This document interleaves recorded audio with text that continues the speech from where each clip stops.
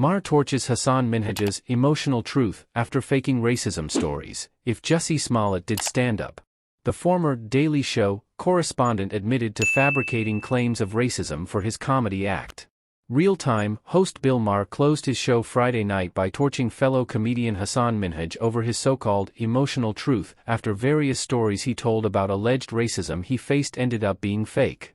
Minhaj, best known as a former correspondent for The Daily Show, was the subject of a damning profile published by The New Yorker where he was forced to admit that claims he made about bigotry he has faced as a Muslim American and a person of color in his stand-up comedy didn't actually happen. This dangerous idea that has taken root in America that something is true merely because you want to believe it's true has got to go, Maher began his monologue. When the right does this, we call it conspiracy theories, and rightly so. When the left does it, we call it emotional truth, which brings me to Hasan Minhaj, the comedian who answers the question, what if Jussie Smollett did stand up? Let's pause to acknowledge that Muslims and people of color in America have, of course, faced prejudice and discrimination, and this country has a racial history that is nothing short of despicable. And some of that continues to this day. The question I'm always asking is, where exactly are we with this now? Because it's not as good as the right says it is.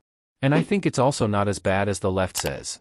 But if you have to fabricate the stories of your mistreatment, isn't that itself a comment on where we are now? Maher asked.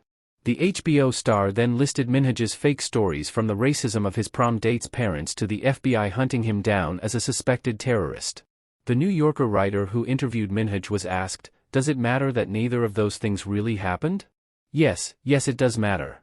It does matter, Maher said as he raised his hand. If you want to speak truth to power, I'm gonna go out on a limb here and say you have to include the truth part.